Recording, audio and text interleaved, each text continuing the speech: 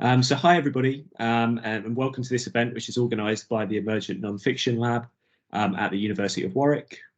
And just a very brief kind of outline of the lab itself. The research lab aims to explore kind of emergent modes of nonfiction media practice and theory. So from their very origins, nonfiction media epistemologies have been inextricably linked to kind of the violent modalities of colonialism, racial violence, and imperialist capitalism.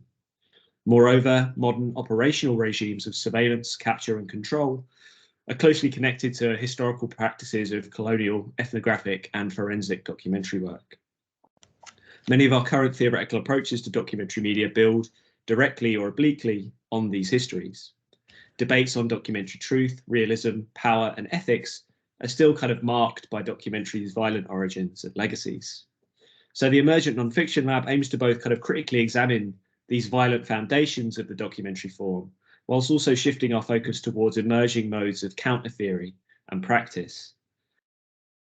So here the emergent is taken up not as a kind of apolitical or a prescriptive framework, but rather as a methodology that allows for both a kind of critical breaking away from documentary's violent pasts, as well as a space of emergence to explore counter-hegemonic, experimental and activist modes of non-fiction media practice. So our talk today is by Tory Jeffay, and it's titled Manufactured Evidence, A Black History of Forensics. Tory is a Postdoctoral Fellow in the Society of Fellows at Dartmouth College, affiliated with the Department of Film and Media. She holds a PhD from the Department of Film and Media at UC Berkeley, with a designated emphasis in new media. Her book project, titled Rogue Images, The Birth of Visual Evidence, offers a prehistory of contemporary media technologies of criminal justice, turning to the history of photography and film as evidence to better understand the racialized fallibility of photographic media. Her work has appeared in the New Review of Film and Television Studies, amongst others. Our respondent today will be Kelli Moore, an Associate Professor of Media, Culture and Communication at NYU. Her research focuses on Black studies, critical legal studies, rhetoric, visual culture studies as well. Her 2022 monograph with Duke University Press, titled Legal Spectatorship, Slavery and the Visual Culture of Domestic Violence, is a study of courtroom mediation and the role of photographic evidence in facilitating the performance of witness testimony in domestic violence cases. The book draws on the history of slavery, US constitutional law, and visual culture to analyse courtroom rhetorical practices within ongoing debates about trauma, cybernetics, facilitated communication, feminist jurisprudence, visual literacy, and abolition. Other writing may be found in Anglistica, I might have mispronounced that, Black Camera, Feminist Surveillance Studies, Journal of Visual Culture, International Journal of Communication, Law and the Visible, Meridians, and forthcoming publications in Parapraxis and First Monday. So with that, it's my pleasure to hand over to Tory for her presentation, and then we'll move into Kelly's response. So thanks, Tory. Great. Thank you so much, Patrick, and thank you for inviting me, and thank you, Kelly, for agreeing to serve as a respondent. And thank you to everyone who has figured out how to download and join Teams for the first time, like me. Okay, so I'm going to share my screen. And I know bear with me has become the thing you say as you do this, but I truly mean it as I do this. Okay, this window. PowerPoint slide.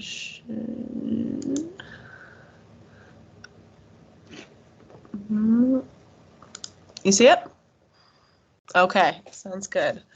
All right, if anything goes wrong, please speak up because, I can only see, I guess, a tiny Patrick face in the corner, which is great. You'll be my audience. All right, my talk today, as Patrick mentioned, is called Manufactured Evidence, A Black History of Forensics. Oh, and I'll just to get some sort of sense of it, I'll be talking about 45 minutes. In the summer of 2020, at a protest following the murder of George Floyd, amidst the crowds of Black Lives Matter and Say Their Names and I Can't Breathe messages, a particular cardboard sign caught my eye. How many weren't filmed, it asked. Later, in news coverage from some other city, I saw it again. Then again, graffitied on a boarded-up storefront down the street from my house. The message drew attention to the role of the medium of digital video in instigating the protests. At the same time, it spoke to the insufficiency of this evidence, its contingency. It seemed to call for a panoptic future in which, by default, all crimes come with corresponding visual evidence, while at the same time demanding imagination in the face of our current lack, action in response to what we can only conjecture rather than what we can actually see. The question seemed both to refuse the authority of evidence, saying we must act regardless, and call for more cameras, more images, more data. This deceptively simple message, scrawled on cardboard, opened up onto the whole problematic of photographic evidence. 30 years earlier, when George Holliday submitted his videotape of Rodney King being beaten by officers of the LAPD to a local news station, the idea that the camera could capture such evidence of a crime and make it publicly visible was remarkable. How many weren't filmed? The eventual acquittal of the officers seen in the video triggered not only the LA uprising, but also a new moment of awareness of the significance of visual evidence. However singular, self-evident, and irrefutable the video had initially appeared, in the courtroom, in the hands of the police experts, a different reading emerged. For the defense, the tape's value as evidence was not in corroborating or challenging the testimony of witnesses who described watching 4 officers brutalize a black man with their batons. Instead, it displayed an inventory of micro-movements and counter-responses, a choreography of threatening gestures on the part of King, and justifiable reactions by the officers. Reducing the video to its individual frames, the officer's expert witness coded King's prone body as resistant in order to rationalize the use of force. Under this deconstructive gaze, the presumed authoritative realism of the video stumbled in its attempt to signify. This singular piece of visual evidence provoked 2 readings diametrically opposed. King was either drunkenly incapacitated or in perfect control, either victim or aggressor. Such problems of interpretation captured the attention of scholars across the humanities, but particularly within film and media studies. The Rodney King beating and the first trial both presaged the potential of citizen journalism and undermined it, while emphasizing the ultimate interpretive authority of the police. It introduced the promise as well as the failure of a new age of visual evidence in one short video recording, a reverberating moment of whiplash. It galvanized the nascent field of documentary studies, inspiring the idea of visible evidence. In her introduction to the edited volume from the first years of the Visible Evidence Documentary Conference, Jane Gaines attributes to the aftermath of the Rodney King verdict nothing short of a re-acknowledgement of the real, which had been in hiding from the 2-pronged forces of post-structuralism and Althusserian Marxism. Suddenly, calls to acknowledge the straightforward realism of video stood on the right side of history, while the machinations of interpretation seemed to threaten justice. In their writing on the Rodney King trial and its outcomes, scholars attempted to account for the causes of realism's failure, from that of the undeniable racism, to more subtle psychic drives, to modes of professional vision, to the ever-insidious postmodern distrust of the image. The unstated presumption shared by these accounts was that photographic evidence, though it had been a rare beast, had once possessed a transparent representational function.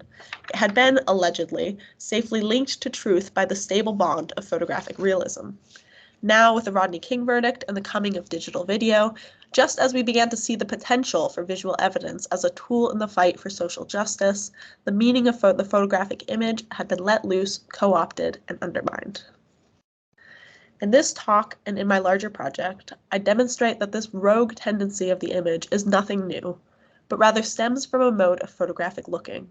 I call this way of looking a forensic gaze, and I suggest its appearances and its effects extend beyond the walls of the courtroom into the culture at large. The forensic gaze is a way of mining images for information beyond which meets the eye. And I gotta say, this is the first time I've ever made a table in PowerPoint, so I felt pretty scientific here. Its associated actions are scrutiny, squinting, moving closer and zooming in, developing, enhancing, enlarging. Its objects are details, minuscule errors or flaws, the invisible, the semi-visible, the imagined and the fleeting, the fugitive, ephemeral, idiosyncratic, and individualized. The information mined can be authenticity, provenance, location, time, identity, innocence, or guilt. The tools associated with a visual forensics were once microscopes and enlarging cameras, stereopticons, fingerprint dust. Of late, its tools have become software, algorithms, reverse image searching, and computational methods. Its practitioners included lawyers, detectives, doctors, and experts of all stripes. The forensic gaze represented the first steps toward turning the image into a database, mineable for information in excess of its representational value. The application of a forensic gaze in turn produces a forensic imaginary. It engenders a belief that the scrutiny of the image will reveal incontrovertible truth. The information gleaned from a forensic investigation can be true or false or subject to dispute, but its validity is a matter unverifiable by the naked eye of the layperson.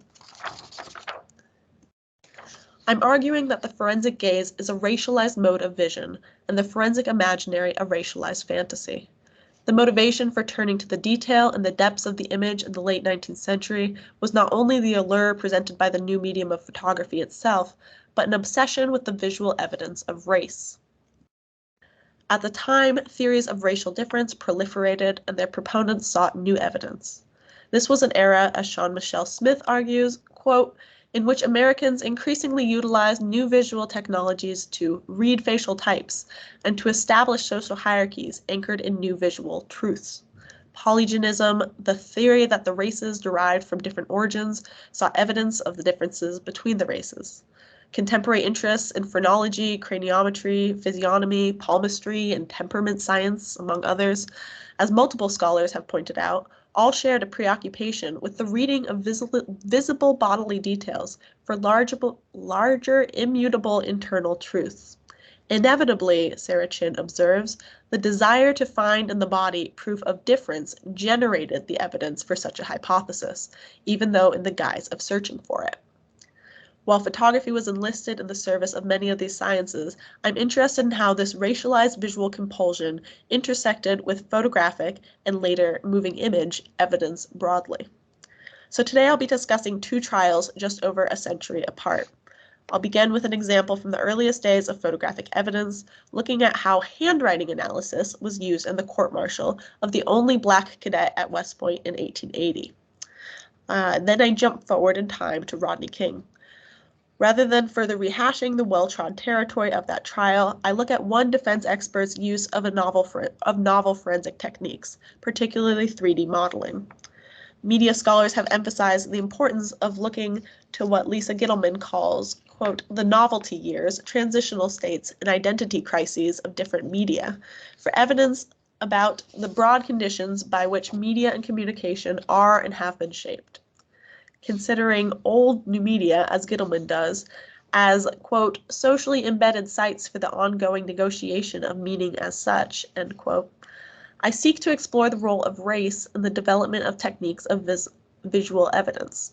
These moments of technological emergence, of handwriting analysis in the Whittaker case and digital 3D modeling in the King case, reveal how Black bodies subject to expert readings served as the proving grounds for new technologies, operating as vestibular drivers of technological advancement. Johnson Whittaker and Rodney King are not the only Black men operating vestibularly within a history of forensic development. There are many others more and less well known. There was Thomas Jennings, first person to be convicted on fingerprint evidence.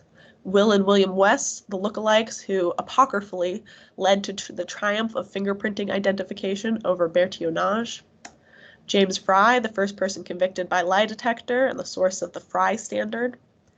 Emmett James Paramore, first person to be convicted on a video confession, who's still incarcerated at age 75. And then, of course, O.J. Simpson, a sort of accidental popularizer of DNA evidence. Centering Blackness within forensic history helps explain why, as Christina Sharp argues, images of Black people, quote, often don't, in fact, do the imaging work that we expect of them, end quote. These forensic imaging technologies promising transparency and objectivity are premised on criminalizing Blackness. All right. So in 1880, Johnson Chestnut Whittaker was the only Black cadet at West Point. Whittaker was born into slavery in South Carolina, and he later attended the University of South Carolina before receiving a nomination for West Point. On the morning of April 7th, he was found on the floor of his room, tied to his bed frame, bleeding and unconscious. Both his earlobes had been slit, and chunks of his hair were cut with scissors. When revived, he recounted how he was assaulted by 3 masked attackers who warned him not to call out or they would kill him. From the moment he was found, Whittaker was the prime suspect in his own assault.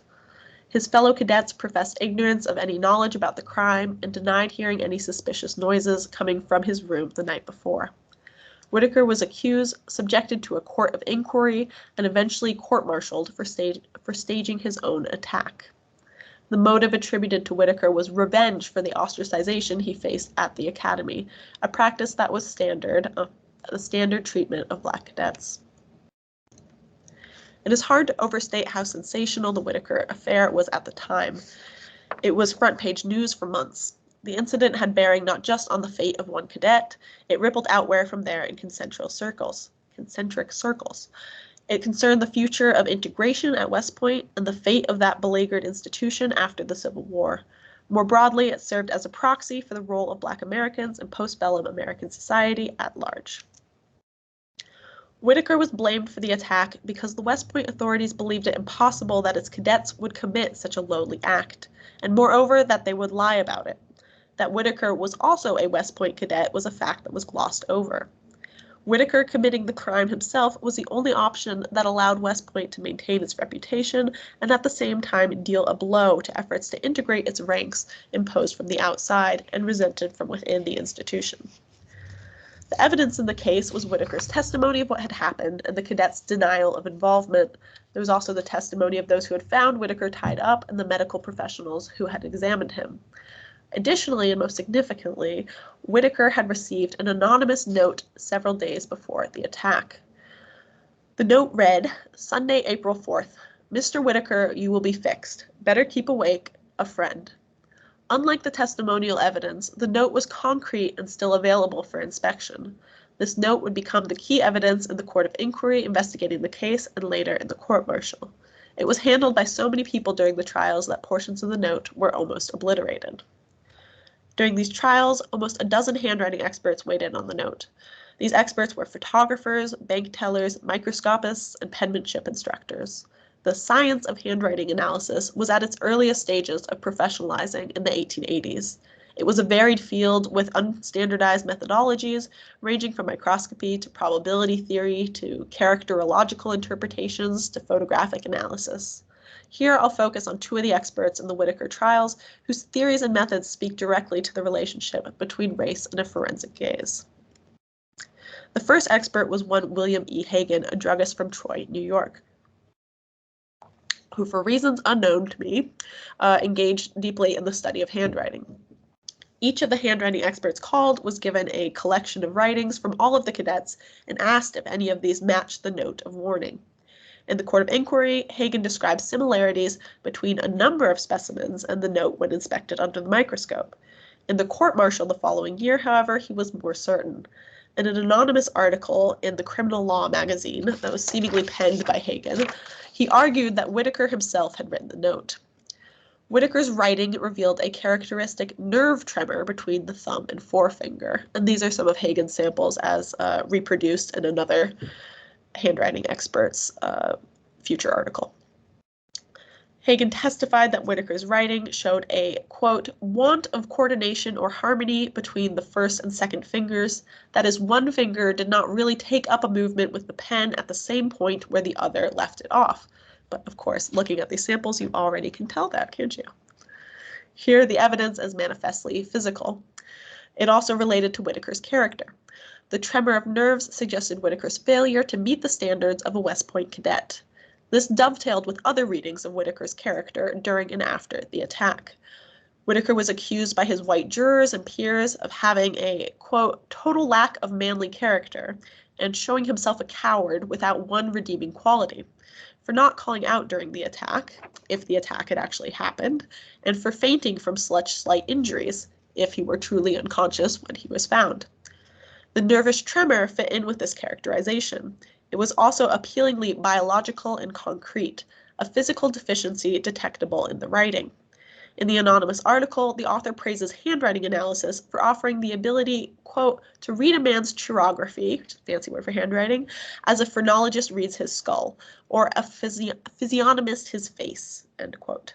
Like the shape of a skull imagined to show an underdeveloped brain of an inferior race, the image of writing, Hagen suggested, could show an underdeveloped character. Under cross-examination, Hagen failed to explain why this tremor was visible in some areas and not others, and what proof for existence it had other than his own theorization. In his book Undisputed Handwriting that he published over a decade later in 1894, he makes no mention of the nervous tremors, but instead refers to just the peculiar length of Whittaker's thumb. Regardless, the handwriting indexes bodily peculiarity. More peculiar than Whittaker's thumb, however, was Hagen's logic. He argued that the handwriting on this note was Whittaker's, but that it was written in such a way as to attempt to disguise his natural writing. It was a so-called self-forgery. In other words, it looked similar but not identical to his script. The difference, rather than exonerating Whittaker, was taken as evidence of his intent to deceive. A second expert caused an even greater stir. This was Albert Sands Southworth, who we see at a much younger age here, the former noted daguerreotypist of the Boston, Southworth, and Hawes studio. Whereas Hagen considered Whittaker's writing through a microscope, Southworth turned to photography to further inspect it. The celebrated portrait photographer had been a pioneer of using the camera to show evidence of identity in writing, testifying in cases as early as 1860. In an 1871 address to the National Photographic Association, he claims to have thought up and introduced the idea before anyone else. His work in this realm had been so plentiful that by the time of this 1871 address, it took up the majority of his time. Historian Alan Trachtenberg notes in passing the confluence between Southworth's two lines of work, calling the photographer's handwriting analysis, quote, an interesting complement to his portraits, which read the whole character of the sitter at a glance, end quote. Daguerrean portrait photographers defended the legitimacy of their art by asserting that the true photographic artist, quote, looked through surfaces to depths, treated the exterior surface of persons as signs or expressions of inner truths, of interior reality, end quote. While their critics argued they captured merely superficial, mechanical likenesses, photography's champions proclaimed a unique access to interiority, what Southworth described as something besides the mere physical in every object of nature. This romantic notion of nature revealing its interior reality echoes contemporary racial science, a belief that the photograph would produce physiognomic evidence of the inner truth of race, to borrow Trachtenberg's language. Southworth put into practice this belief in the inner truths captured by the photograph quite literally in the Whittaker trial. Using photographic enlargements, he claimed to be able to see on the envelope and the note of warning evidence of erased pencil writing. The whole thing was written in pencil. Which he referred to as underwriting. And here we can see these traced. So you can make out the envelope is on the left, that's just said Cadet Whittaker, and on the right is the note with the Sunday, April 4th, keep awake, etc. And all the other scribblings are the examples of underwriting that were found. Unlike Hagen's detection of bodily signs within Whittaker's script, Southworth identified evidence of deception within the paper itself. He presented a theory that Whittaker had practiced disguising his own handwriting on this paper, then erased these attempts and written the final version on the same sheet, presumably to conserve paper. These erasures could be seen neither with the naked eye nor through the microscope, but photographically enlarged 3 times they became plainly visible. This demonstration in court caused quite a stir, as Southworth identified 491 letters of underwriting. He also claimed that he had matched the paper to 2 other sheets found in Whittaker's room, a laundry list and a note to his mother. Comparing the torn edges with microscopically enlarged photographs, he determined that they fit together. It was the introduction of a stereopticon in court that caused the greatest stir and controversy, however. The magic lantern allowed an enlarged photograph of the note to be viewed by all, magnified 400 diameters. With the enlarged note on screen, Whittaker's defense decided to challenge Southworth's underwriting theory. And here I'll read a somewhat extended quote from a newspaper account. A member of the court asked Mr. Hagen to point out such traces of previous writing as he could discover. When this had been done, Mr. Southworth was recalled. The courtroom was a scene of considerable excitement. The members of the court left their seats and crowded around the screen, while the visitors pressed forward unforbidden. Mr. Southworth raised the pointer and with an uncertain hand indicated various minute characters which he professed to see on the screen, and with which he asserted that the note was covered. Except in one or two instances where the lines were plain and looked as if they might be caused by defects in the paper, Mr. Southworth's tracings were totally and entirely different from those of Mr. Hagan. Where Southworth had identified the word Whittaker, Hagan saw the word April.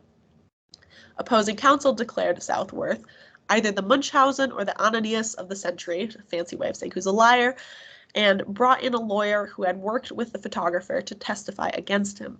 The lawyer averred that on the subject of handwriting, quote, Southworth had become a monomaniac, and he was regarded as a man who claimed to tell a great deal more than any other man could tell about handwriting, and who could see things about writing which no one else could see, end quote.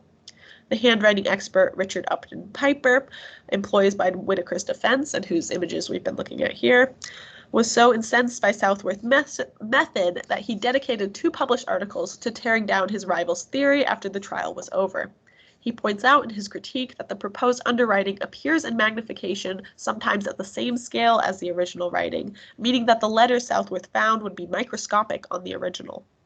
Moreover, had Whittaker erased all these marks, he would have destroyed the blue lines of the paper, which appeared still intact. As for the possibility of seeing letters and enlargements, Piper staged his own experiment and found that he and other experts could easily identify letters that seemed to appear in photographic enlargements. However, no 2 experts agreed on where and what these letters actually were. What was strange was not the ability to find letters in the noise of the image, but rather, quote, that anyone should have thought of using this stuff, of which dreams are made, as testimony in any case, end quote. The torn paper matching he disputed as well. Perhaps the most damning assessment came from Southworth's own side, however. In closing arguments, the judge advocate prosecuting Whittaker compared Southworth's work to an astronomer's, but not for that expert's ability to apply technical tools to reveal in the night sky what was heretofore invisible. Instead, the judge advocate's conception of astronomy borders on the astrological. Quote, a person might look at the heavens for years and see no constellations, but an astronomer of experience on some occasion points one out, and then the observer is surprised that he never saw it before. End quote. Southworth is able to point out constellations, arbitrary associations in a semiotically meaningless sky, hardly a scientific feat. Yet the comparison of handwriting analysis to finding meaning in the night sky reveals a desire to read from the contingent image some definitive meaning that had initially escaped our notice. With enlargements, Southworth is able to offer this new knowledge to his eager audience. While the forces of reason rose up swiftly to discredit his interpretation, the attention it received in the press and the amount of effort it took to quash it revealed the allure of such a form of interpretation. A final example from the stereopticon demonstration drives home the intersection of race and visual evidence in the forensic investigation of the Whittaker trial.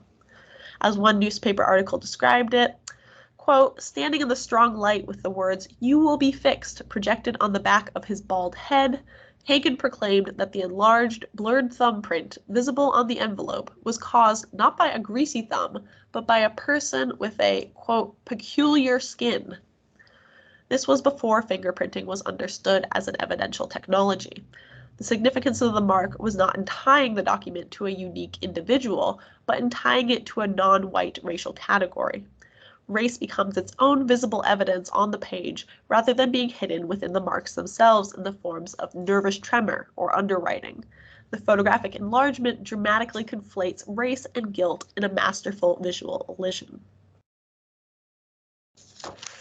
The invention of the mechanical witness in the form of the still and moving picture camera might seem to produce a racially neutral replacement for the racialized human witness.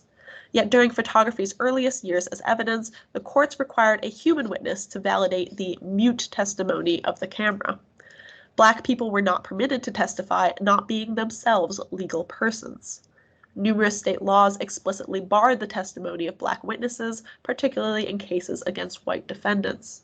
As LaCharles Ward observes, at the same time the camera was being anointed as a witness, Black Americans were being barred from that same designation. Photographs could be used against Black defendants, but not in support of Black victims. Kelli Moore goes even further, claiming the racialization of the witness haunts the very introduction of cameras as witnesses. In her book, Legal Spectatorship, she describes the history of enslaved people's inability to testify against white people as an antecedent to contemporary forensic instruments such as cameras. She writes that the slaves' quote, vestibular position within white kinship endowed them with a kind of distance enabled by the objective technologies of vision, while disavowing any claims their witnessing could support, end quote. In this formulation, the slave is the original silent witness, able to observe but not to speak. The interpretation of the slave's testimony is for white people to do. She concludes that witnessing is, quote, closely associated with whiteness and mastery, while evidentiary materials share the qualities of accumulation and fungibility that marked the slave's life, end quote. Rather than replacing the authority of the white witness with a mechanically neutral eye, the camera becomes another tool in the hands of the visual cultures of legal epistemology and the enforcement of racialized vision.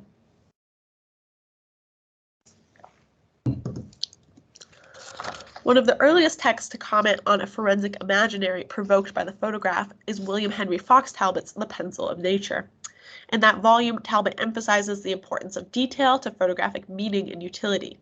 He suggests the reader of his book apply a lens to his images, quote, such as elderly persons frequently employ in reading, end quote. And here's a longer quote. This magnifies the objects 2 or 3 times and often discloses a multitude of minute details which were previously unobserved and unsuspected. It frequently happens, moreover, and this is one of the charms of photography, that the operator himself discovers on examination, perhaps long afterwards, that he has depicted many things he had no notion of at the time. Sometimes inscriptions and dates are found upon the buildings, or printed placards, most irrelevant, are discovered upon their walls. Sometimes a distant dial plate is seen, and upon it, unconsciously recorded the hour of the day at which the view was taken. And here we see an example of that last example. In this description, one of the pleasures of photography is the discovery of what the human eye has missed, what Benjamin famously called the optical unconscious, quote, another nature which speaks to the camera rather than the eye, end quote. Significantly, the kind of information Talbot imagines being revealed by photography, clocks, placards, inscriptions, speaks to desire for the photograph to give not just more visual information, but discrete data. Art historian Robin Kelsey argues these details of notation and measurement demonstrate an interest in not just the visual, but the semiotic. Moreover, the reference to the magnifying glass used for reading aligns photographic details with linguistic signs. What we find when we inspect the image is not just the appearance of a clock face, but symbolically meaningful information about the moment the image was taken, a form of what would come to be known as metadata. Photography amazes not just for its revelatory function, its ability to make visible the unseen, but specifically for the possibility of deriving information from that revelation, charm converted to utility. Talbot was not the only one to label this quality charming. For Oliver Wendell Holmes, who himself testified in an early landmark trial that involved photography, this feature of photography was an infinite charm. In his essay on the stereoscope, he describes a landscape displaying 2 minuscule figures in the distance. Quote, look at the 2 faces with a strong magnifier, and you could identify their owners if you met them in a court of law, end quote. While Talbot and Holmes used charm to refer to a delightful quality of the photograph, we can see resonances of that other meaning of charm related to its alluring, even magical appeal. This propensity to reveal the unseen possessed the quality and the attraction of the occult. Photography's excess spawned a desire for more. Realizing that photography could capture more than the human eye, experts sought even more information by use of enlargement, measurement, and other analytical techniques. A perfect photograph for Holmes was theoretically, quote, absolutely inexhaustible, possessing as many beauties lurking unobserved as there are flowers that blush unseen in forests and meadows, end quote. To uncover a photograph's beauties required careful scrutiny, but even then, knowledge of the image was not readily graspable. It remained rogue. One could not claim to know a picture, Holmes insists, even having studied it, quote, 100 times by the aid of the best of our common instruments, end quote. For the appreciator, this was charming. In the court of law, it was both a challenge and an opportunity. We see this generosity of the image in the Whittaker case, in which the note was scrutinized for more and more information. The machinations of handwriting analysis and photography helped corroborate what was assumed from the start by the prosecution to be a deception perpetrated by Whittaker. The judge advocate in the court-martial explained that, quote, Negroes are noted for their ability to sham and feign. Playing possum is an Africanism that has come to be generally adopted, and the colored person is, according to all anthropologists, endowed with cunning and the power of mimicry, end quote. The handwriting evidence provided the doubled satisfaction of proving this propensity to sham and outwitting it with forensic tools, particularly the infinite charm of photography. I jump ahead now to a very different environment in order to assert that this racialized forensic imaginary persists and evolves through different technological circumstances. When the Los Angeles local news station, KTLA, aired George Holliday's footage of Rodney King's beating in 1990, they omitted the first 13 seconds of that recording, which were shaky and mostly out of focus. According to the journalist Lou Cannon, the difference between what the public saw on TV and the version that the jury saw in the courtroom with those initial 13 seconds was key to understanding the dissonance between the public outcry and the not guilty verdict. The omitted footage showed King rising from the ground and moving in the direction of Officer Lawrence Powell, quote, charging him, as the defense would argue. He is then knocked to the ground by Powell's baton strike. When the KTLA video begins, in contrast, King is already on the ground, being assailed by blows. Cannon notes that while some police supporters saw the editing out of the video's beginning as a result of anti-police bias on the part of the media, it instead, quote, probably reflected the mindless but no less harmful bias of an industry that demands picture quality even at the cost of comprehension, end quote. In other words, the blurry opening did not make for good TV. When KTLA shared the tape with other stations, they did not mention the missing segment. Only at the trial was a discrepancy raised. Talking with an interviewer from The Hollywood Reporter, Holliday recalled the moment he began filming from his balcony. Quote, I'm lifting up the camera, turning it on, and trying to get it to focus. Again, it's still new. It has the autofocus feature, but that autofocus wasn't focusing, I guess, because it was nighttime. I'm trying to remember, oh, how did I turn this autofocus off? How do I focus manually? And I finally got it to work, and I started focusing, and the rest is history. Holliday was correct in that final statement.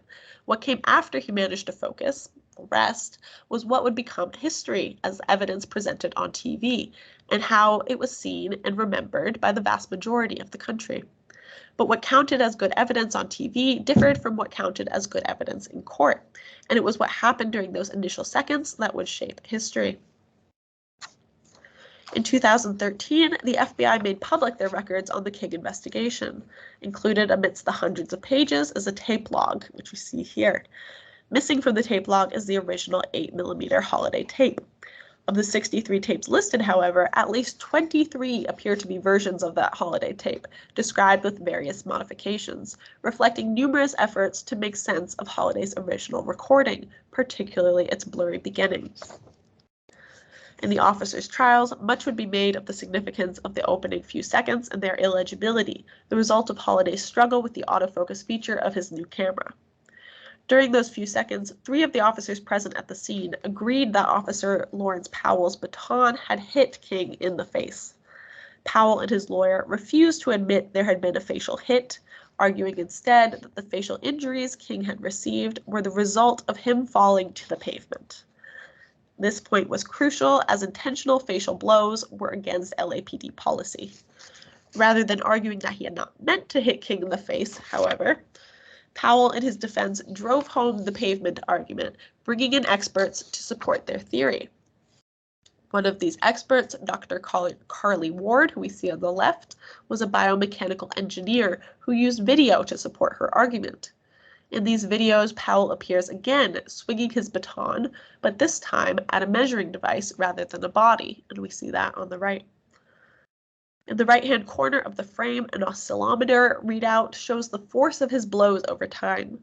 The amount of force is made visible with each strike. The trace of the oscillometer is superimposed on the trace of the video, doubling up on the indexical value. Based on these measurements, Ward claimed that King's facial injuries were inconsistent with what was euphemistically referred to throughout the trial as a power stroke of the baton. In the federal trial, which happened afterwards, she would testify that a blow to the face would have produced more damage than King's face showed, or possibly even killed him. Ward used video for more than just demonstrating her experiments visually. She also treated the holiday tape as the raw material for further investigation. Holliday's cinematography made it difficult to take measurements from the video itself. Ward explains that she began by looking at the video, first frame by frame, then field by field, but the changes in zoom, framing, and focus made it, quote, very deceptive. Instead of measuring the video directly, her team produced a 3D rendering of King and Powell as they were positioned in one key frame during the blurry segment. Understanding the positioning of the two men at this one moment of contact, Ward argued, would answer the question of whether Powell had struck King in the face with his baton. Using the same type of camera that Holliday used and the same model of Hyundai that King drove, they triangulated with measurements from Holliday's balcony and the original video frame. They rendered the scene using Autodesk 3D Studio. The results were presented in court outside of the presence of the jury in the state trial. As Powell's lawyer plays and rewinds the tape, Ward's animation crossfades into Holliday's original frame, then back again. And I'm going to play. Oh, it's already playing. Oh, no, it's not. Is it? No. I'm going to play. It's about a minute of this. The blurry footage resolves into bright orange and blue computer-generated forms. Compared to the fixed angle of the original frame, the camera in the simulation is set free, able to pan around and above the two figures, showing them from all angles, quote, like a merry-go-round. Missing from the animation is the baton because it was too blurred to be visible in Holliday's video. Even with all the technical recreation, the key object remains stubbornly beyond the edge of sight. However, based on the positions of their bodies in this one frame, Ward concludes there is no way Powell could have hit King in the head with a power stroke.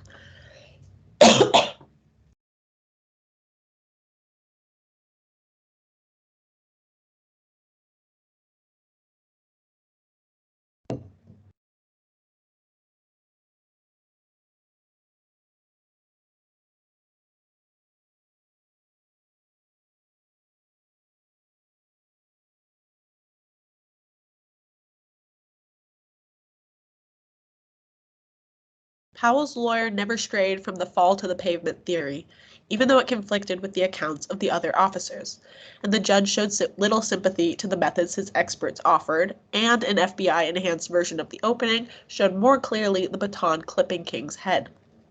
Cannon expresses bafflement at this decision and chalks it up to the lawyer's inexperience.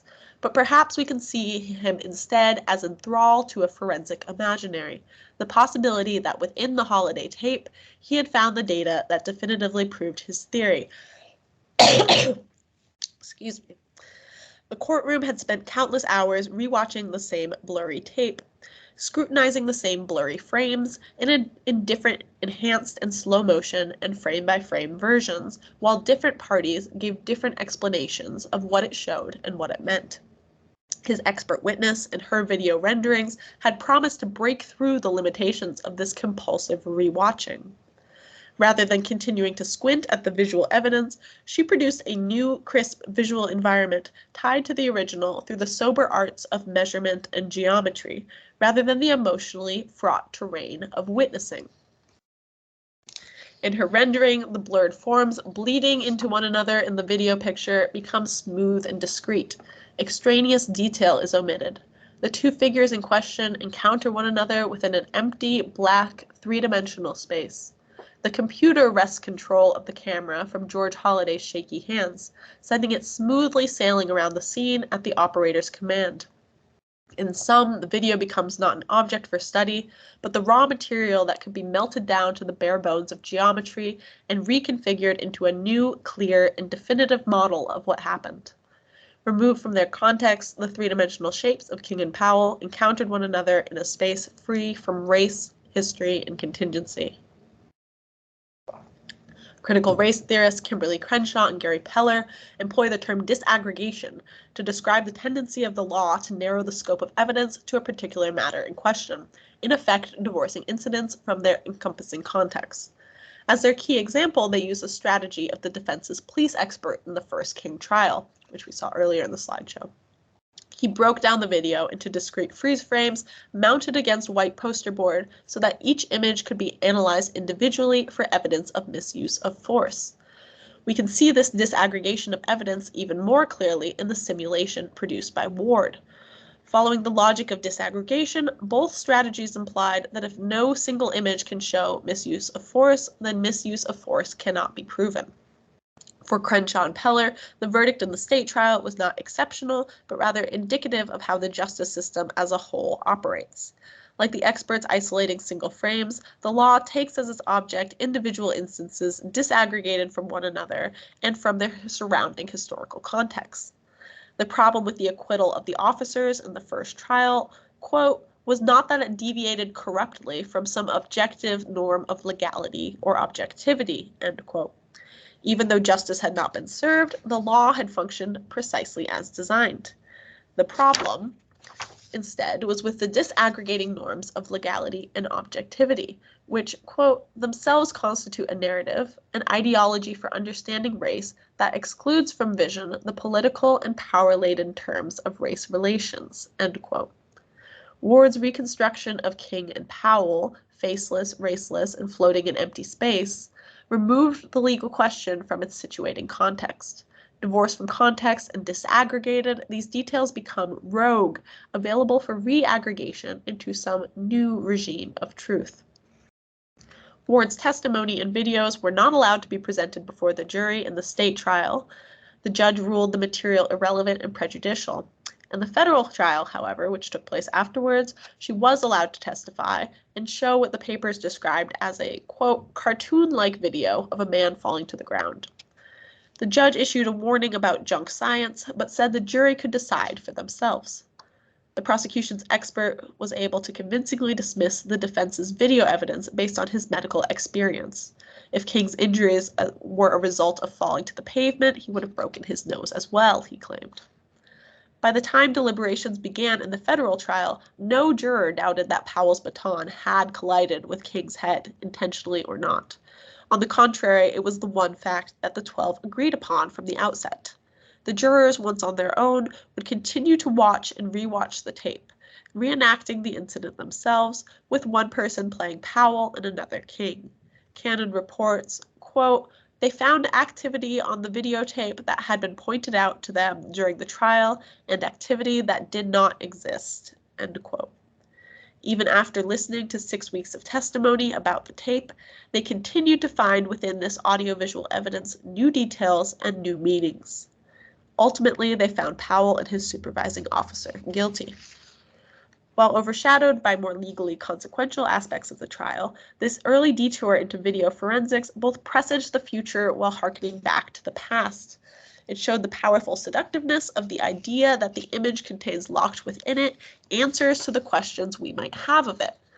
It suggests that to only look at the image itself outside of its circulating context is to do harm. And it suggests the possibility of a counter-forensic practice that uses the tools of forensic analysis, re-aggregating this information into the surrounding context. The forensics in the Whittaker trial made race visible in the seemingly racially neutral evidence of handwriting. The King trial removed race in the computerized rendering of King and Powell. Both were powerful, racially motivated strategy to assert the superiority of a forensic gaze over human testimony. Thank you.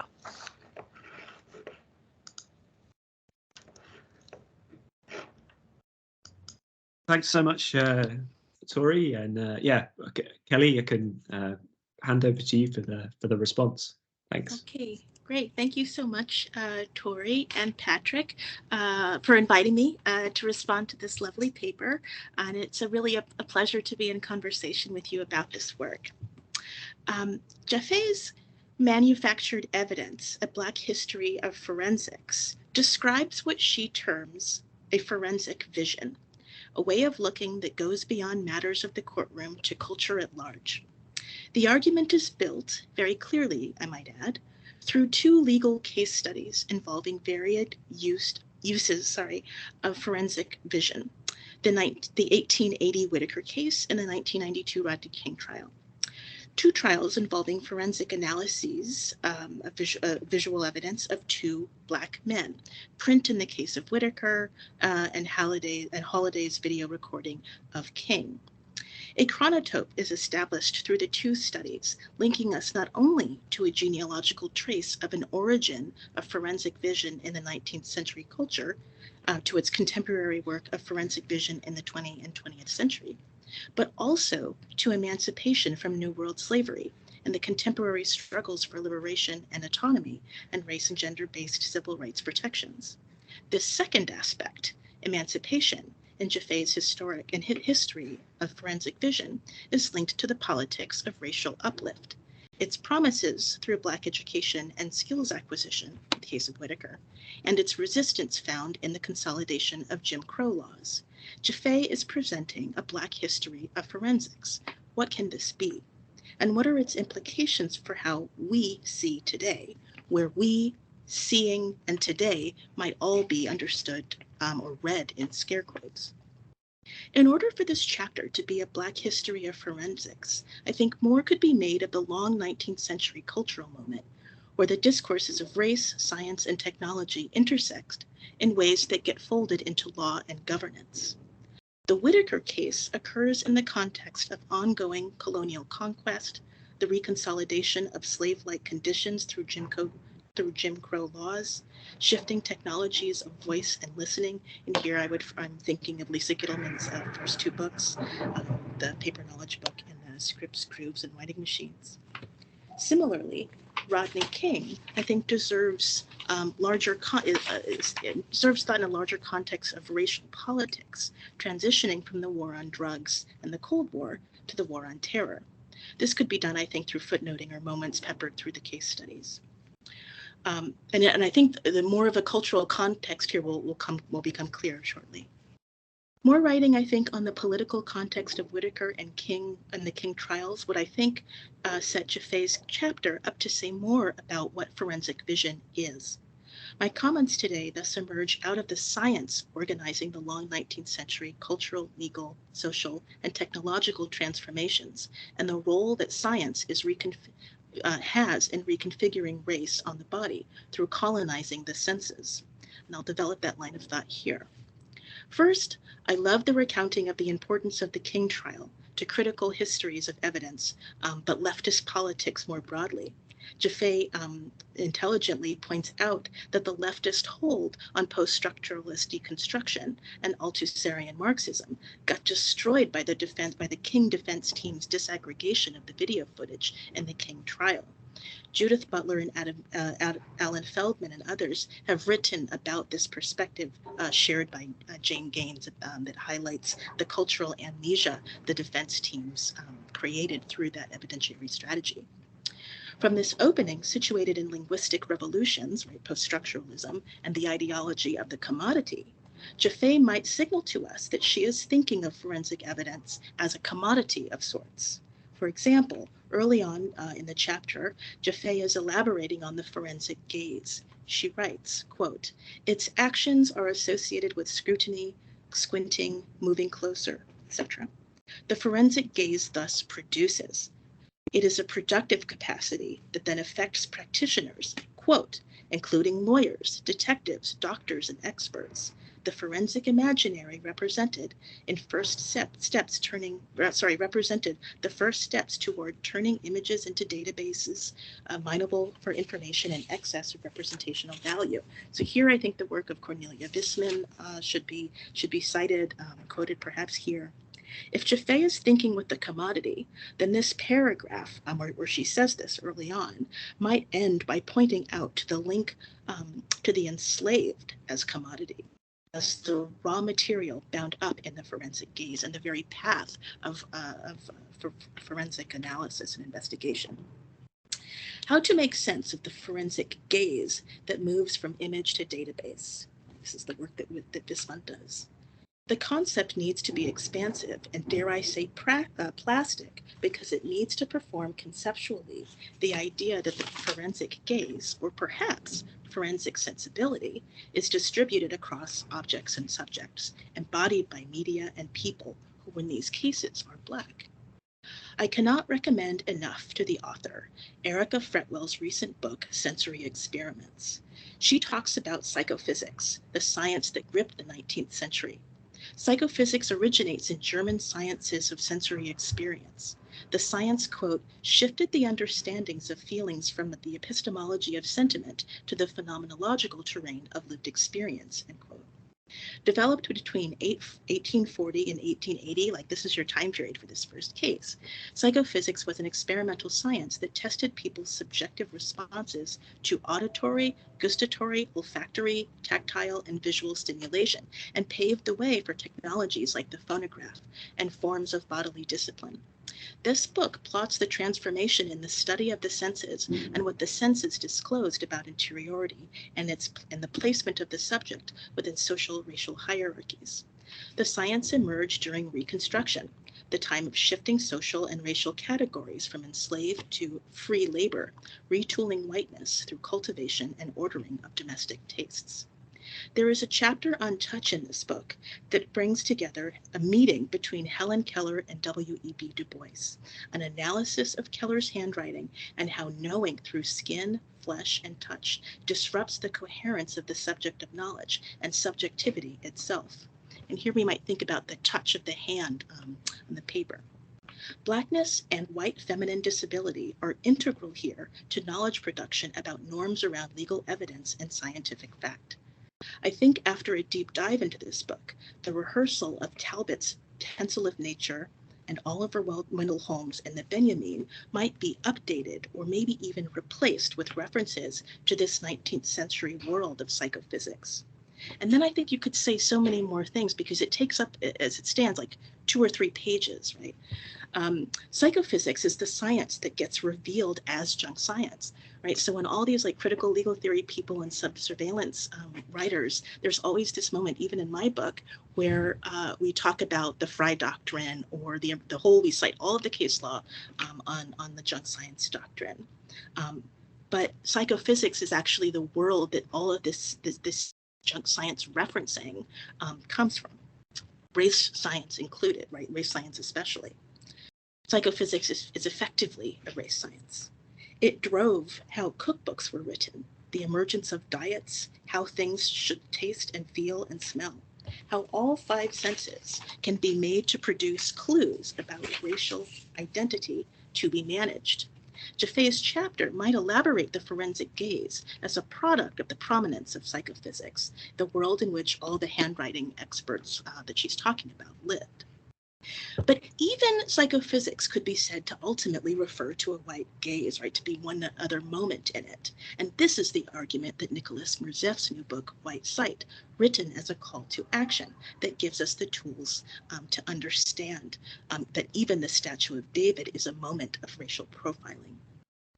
Merzeff would like to fold the forensic gaze, or something like the forensic gaze, into the entirety of the long racial capitalist project of Western vision. These recent texts by Fretwell and Merzeff could enrich Jeffay's discussion of the cultural context of the Whittaker trial and its turn to the King trial. I wasn't sure that there was anything new to be said about evidence in the Rodney King trial, but I was convinced and excited by this lost footage angle.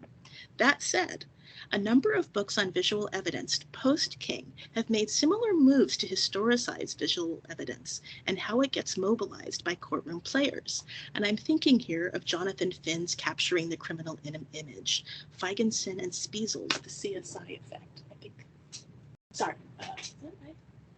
no, sorry, their book is Law on Display, but the CSI effect I would also include here. Cornelia Vismund's Files, and Corinna Cruz's The Social Life of Forensic Evidence. These books about visual evidence, these are books about visual evidence and range in focus from the icon to the social life of evidence, right? The ways in which evidence and forensics begin to appear, again, not in the writing about sentiment, but about lived experience, about the things, all kinds of objects that you would encounter in everyday life. More of this literature could be cited so that the author can authorize launching a more expansive claim, perhaps, about forensic vision that goes beyond the visual. And this is why I'm trying to talk to you and convince you to take up this book on the senses. This is another reason I encourage the author to consider the Fretwell and Merzef positions on the experiment and inventiveness of Western aesthetics as a way of reconsolidating whiteness, which goes to the project that this chapter says it's about, which is a Black history of forensics. But what of the evidence in the post-King trial? Or more radically, in the post-trial world, right? Trials are on the decline in the at least, around like something crazy, like 95% of cases plea out, right? So you really have to start thinking about that in terms of the kinds of evidence or forensic evidences or cases that you want to talk about. Jeffay opens with George Floyd, asking herself about the other images and scenes not recorded. Here, the chapter has another opportunity to make a Black forensic history by citing Saidiya Hartman's work on critical fabulation. Critical fabulation is a wayward method that Hartman develops to deal with the lack of enslaved voices in the archive of slavery. The evidence of what slavery was like is usually found in places like the diaries of the master or planter class that voice what enslaved bodies are doing. A new fabulist method of inquiry is needed to get the enslaved to speak from the archive into the beyond or the here and now that Jeffay is bringing us to through the King trial. Gayatri Spivak's germinal Can the Subaltern Speak is the earlier post-colonial version of Hartman's essay here on fabulation and the sort of critical ways of doing folklore to understand the testimony which seems absent from the archive. More citations and consideration of post-colonial and Black studies scholars would make this chapter a contribution to a Black history of forensics, right? As it's well on its way to being.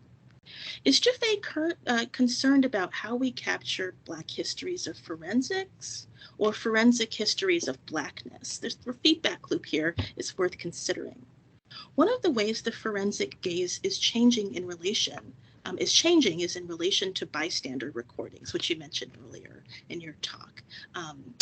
Bystander recordings of police violence on Black and queer lives.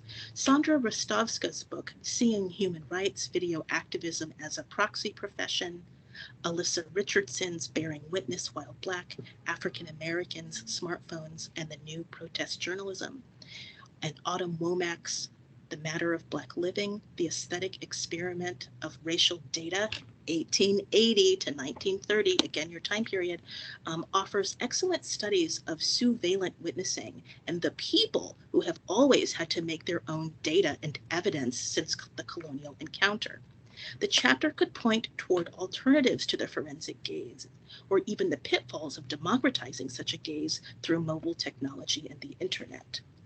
On this point, Torin Monahan has a chapter in the book Law and the Visible on the way that activists engage the aesthetics of transparency as critique, arguing that folks such as Trevor Paglin and the Forensic Architecture Project actually reify archival practices and logics of imperial sovereign. In addition to sort of really being engaged by those activist techniques, right, at the same time. It's complicated. I'll direct your attention to a special issue on video evidence forthcoming, should be July 3rd, with essays from Jennifer Mnookin on the ontology of evidence. I have a piece there about rape reporting technologies and the popularization of evidence and what comes after video evidence. And I think these essays, this whole special issue, is really relevant to this chapter. Finally, when thinking the forensic commodity, one aesthetic category that comes to mind beyond charm or seduction, and maybe even the occult of the psychophysics era, is the category interesting. Of photography, critic Sian Nye says there are no uninteresting photographs, only uninteresting analyses of the photo. In other words, interesting becomes so when it incites the subject into discourse or testimony about why interesting. All too often, however, the declaration, interesting, is met with silence as folks play for time to gather their thoughts and feelings about the interesting thing encountered. It seems to me that forensic gazes is rather a sensibility or being interested or of interest. And the language of investment or interest in finance here should not be lost on us, because this too would draw us back to thinking forensics as commodity. And so I'll stop there. I have a few other, points I could make, but it would be much more fun to have discussion with other folks who are on the call. And thank you again for this work.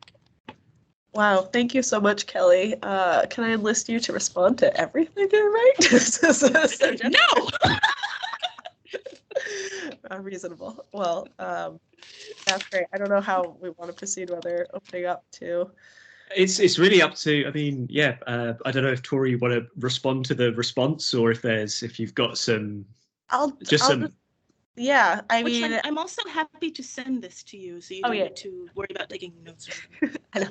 I realized that as I was furiously scribbling, that I could probably ask for that. I just want to say, so much generative there, particularly the idea of the forensic as a commodity is something I'm just really excited about exploring, and I think that is unlocking something in my mind about how it functions. So thank you so much for pointing me in that direction, as well as in so many other directions of, roads I've gone down before at some point that should revisit, and then ones I have not, seen yet, or, so yeah, just incredibly helpful. Thank you, Kelly. You're welcome. Great. So if there's broader questions from others in the room, happy to take those for Tory or for Kelly at that moment. I guess whilst people are thinking, I could start by saying, yeah, I think that the idea of this idea of kind of the forensic kind of the idea of a forensic practice as a kind of commodity or commodification is really interesting, and reminds me of kind of a Paderais reworking of kind of commodity fetishism as well. I can't remember the specific term, but it's this really interesting thing that I can find it and send it to you, Tory. But it's like this reworking of commodity fetishism in a way that's kind of in opposition to kind of a traditional kind of Marxist understanding of the kind of commodity fetish that actually really perhaps lends a lot to modes of kind of like forensic investigation. But yeah, I don't know if anyone else has a kind of other questions. You can raise your hand if you like.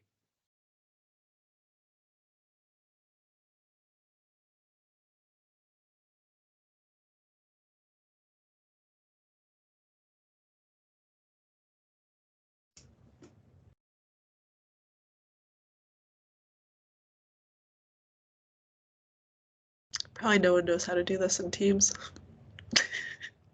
That's quite possible.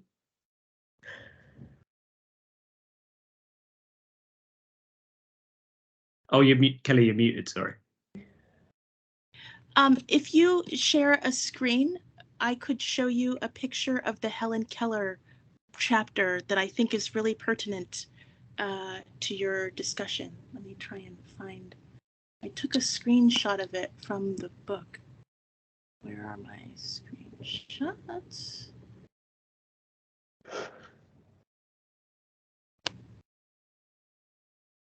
Sorry, my computer is dying, so it's going to take a second to load. No worries. Okay, so then what do I do to share? Oh, Teams. What do I do to share my... It should be up to the top right of the screen next to the leave. It's kind of dangerously placed next to the leave button is the share button. Ah, okay, yes. Oh wait, that shows me participants.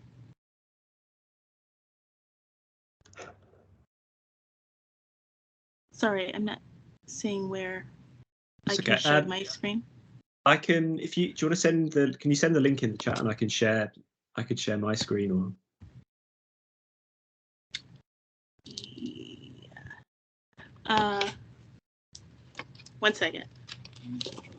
Okay. Oh, okay. Maybe we'll take David. If you've got a question, we can take that while Kelly is away for a second. Yeah, thanks very much. Really fascinating talk and response. This is just so rich, I think. I was just wondering if I could ask both of you, what can we do in the face of that nexus of issues that you've evoked today? And is there a way of putting contemporary imaging and forensic investigation in dialogue with the kinds of history and ethical concerns that you mentioned? Is it really just a case of keeping channels open with people who are carrying out that work, or is there a particular method that you could imagine employing for that?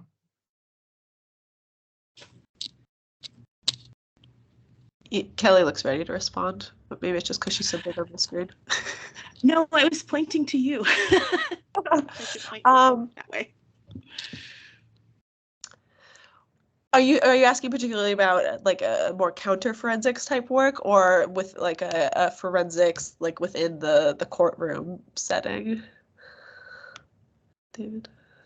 I was thinking actually of both things, and you know, I think it's something that could apply really broadly across the range of practices understood as forensic and investigative at the moment. So yeah, any thoughts that you had on how that kind of set of relations might be traced out? Yeah, I mean, I think it would be particularly interesting to be in communication with like actual forensic practitioners, which is something I've not done. And I know like in the work of someone like Stacey Wood, who's interacting more in like an ethnographic sense of seeing how it's actually happening like in the field, would be interesting because you know, anecdotally, I reached out to this one man who is the grandson of one of the handwriting analysts in like a chapter I wrote about, and it's like a family business. So he was like continuing his grandfather's work essentially in like a more digital sense. And he very proudly sent me this article that his grandfather had written that I'd already read about, which is much like what you saw in this presentation of all this sort of pseudoscientific ideas of tremors and physiological particularities. And like, yes, there is some basis and like an actual like forensic science there, but there's I mean, I think we're all familiar with the amount of scrutiny that forensics has come under in recent years in terms of being, yes or no, a real science. So that is what comes to mind, David, when you ask. It's just being in conversation with someone who is now doing this work, and I think presenting the history is helpful in a certain sense there, just to broaden the context, because I don't think there's much of a context that's taken other than the like mechanical replication of the work.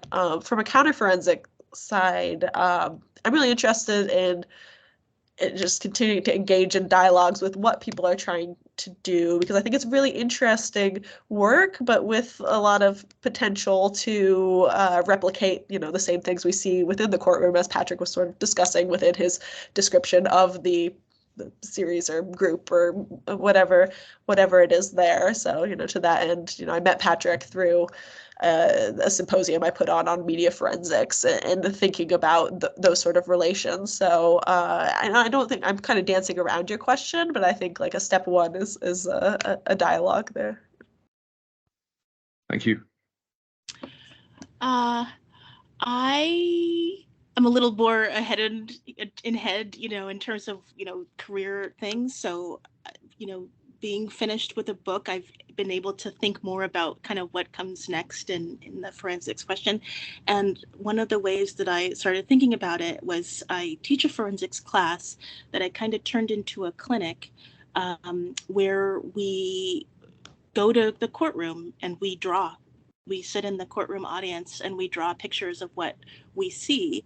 And what I find that this does is it's a project that takes the attention off of the jury in legal studies. All of the interest is around the jury's experience in the courtroom rather than the audience. And demographically, the audience is, at least in the US, much more likely to have had experience with the police themselves and to be there in the courtroom supporting a defendant, right? Supporting someone who's part of their kinship or community.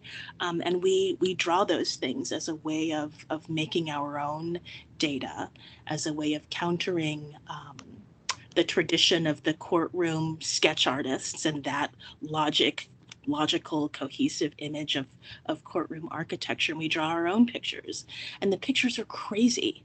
Like some of them are, because people don't need to draw, right? The course operates on the premise that everyone can draw and witness. And so the markings they make are the markings that they make. And what becomes interesting for me about it is to develop a way to read and interpret what the drawings are. So I think that's one kind of counter surveillance thing that could be done that kind of taps into my own interests with psychoanalysis and free association, and the kind of free association that you could make while you're witnessing in ways that are quite counter to the world that Jeffay is describing here in this chapter. I love that idea. That's so exciting. Do we have any other questions from the room? No need to raise a hand. You can just jump in if you so desire. I was wondering maybe just to let Kelli expand a bit more, and also maybe Tory to put you in the difficult position of immediately responding to something that Kelli said. I was really interested about this idea of not the idea, but the kind of the material reality of this kind of the decline of the trial, actually, and this kind of like post-trial moment, and what that actually does for so much of this kind of critical thinking, as it seems to kind of inherently diminish within particularly kind of like, juridical or legalistic frames. So I'm kind of interested around that idea, and maybe if Kelli wanted to say a bit more, or Tory, if you wanted to respond, it's open there. I'll say I'm interested in this because for the process of my research, a lot of it is grappling with the archival circumstances of the evidence that remains. So looking at trying to find court cases that have enough documentation of what happened in the courtroom, whether that's through newspaper accounts or actual trial exhibits that were kept in the very rare case, or a transcript if the case goes to appeal, but that leaves behind so many other cases that don't get documented, and those are still ones that went to court. So the idea of things that don't even make it to trial is like a whole separate morass, and especially in trying to make claims beyond the case study type model, like what can you say without grappling with that vast silent majority, if we will, to use a terrible phrase.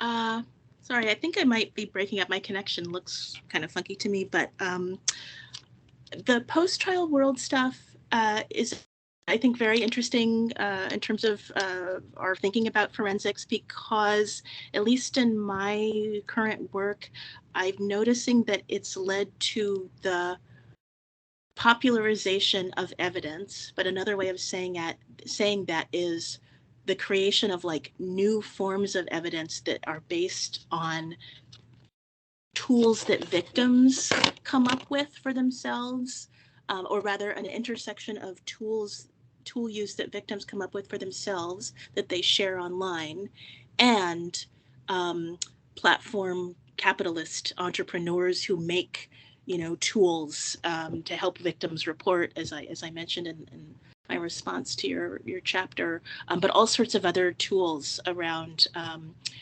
rape reporting, sexual harassment, misconduct, ways of filing grievances and complaints.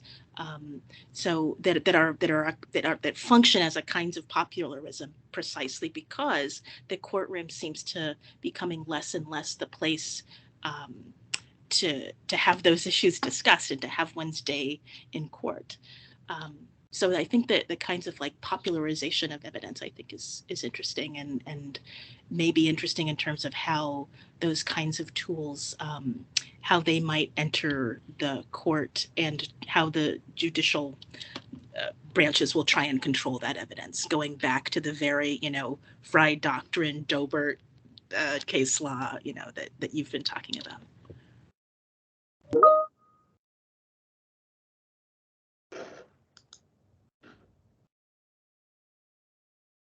We've got a question in the. We've got a question in the chat. So Oliver says, and there's a long tradition of phonograph witness stories that could be aligned with what Kelli Moore was just talking about. Yeah, photograph witness and also like camera witness as well. In fictional films, there are a number in which a camera happens to record a crime and it's discovered in the edit and brought to the police station. And there's like several of these. But yeah, there's definitely this idea of a popular fascination with evidence is interesting. Yeah, the idea. Oh, go ahead, Kelli. Sorry. Oh, I was going to say also that one of the funny things that starts to happen around the popularization of it is its slip into entertainment and leisure, right? That playing around with evidence and talking about it becomes something that we do online. I write a little bit about the Amber Heard, Johnny Depp domestic violence trial. There was all sorts of new ways of commenting about what's happening in the courtroom online in real time that, is also opens up new possibilities for forensically inclined folks.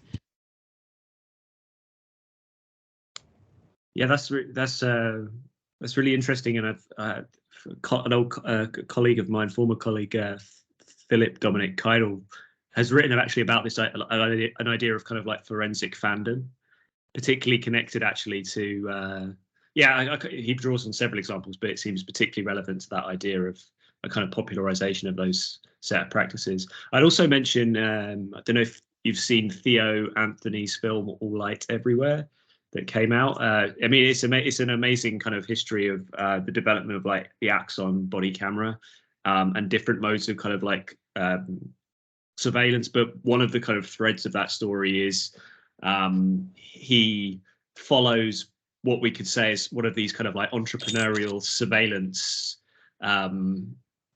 people who is generating a kind of an independent, non-state sanctioned kind of mode of aerial surveillance. And he's actually there's a really amazing sequence where he's trying to sell this to community activists in Baltimore as a like way of being like, this is, you need this to stay better informed and to have better material evidence. And there's a really interesting discussion literally around the kind of the question of more surveillance versus like whose surveillance and these kind of issues. So All Light Everywhere is a really kind of amazing film that I think touches on that question as well. So yeah, if there's any more questions from the group, or if Kelli, if you want to. I just wanted to have Tory, that you specify when you're talking about the fantasy of forensics, that you specify that it's a colorblind fantasy. I think that's actually what you're arguing, is that it's in the stretching and squinting and the making a technology, a device do that. It's actually the eradication of race is happening there. So I would say that.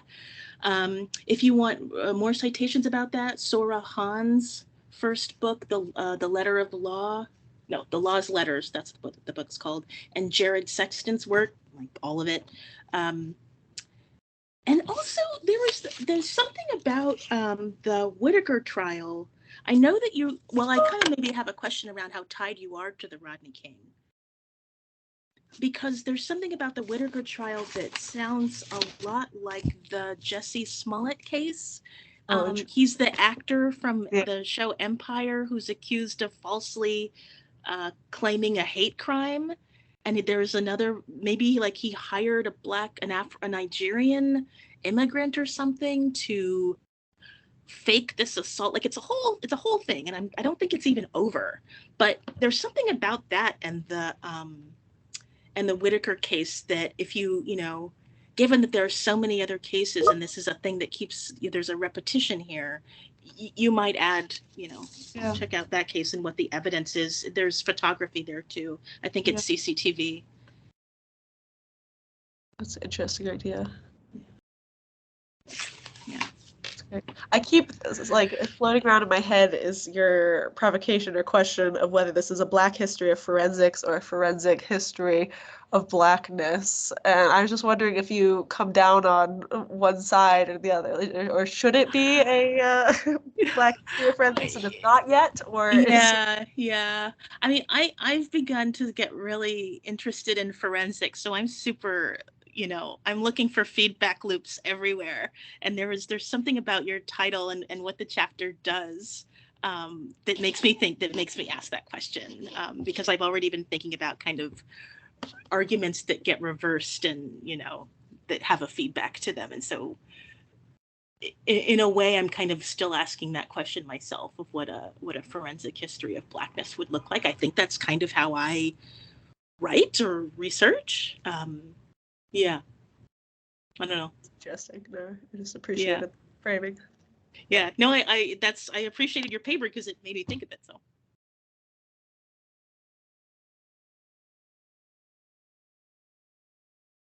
I'm muted, sorry. So I mean, unless there's kind of other maybe other questions from the room, or if I don't know, Tory or Kelly wanted to kind of draw things to a close. It doesn't. I now realise I didn't really put like an end time, but it seems like I think no. But I've got Pilates at 4:30. Okay, all right. Well, then that's our cue then. So yeah, I mean, I don't know if you have anything you want to say at the end, but I'll just say thanks so much. I think it's been a really generative discussion. Some people in the comments are asking for the recording. I will share that definitely. And someone asked for a kind of a bibliography from I think from both of your talks. So maybe if Kelly's willing also to share the response with me, I can kind of put together a little list. That would be great to send around to folks, because it's been such a, really sending my thinking in a lot of different directions. And thank you both so much. It's been great. I'll just add, other than thank you, is that I'm happy to be in conversation and other forums about this if anyone wants to shoot an email rather than navigate the daunting Teams interface. So I look forward to that.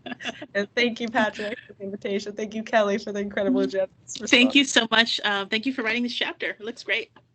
Good luck. Yeah. Bye. Thanks. Bye, everyone. See you.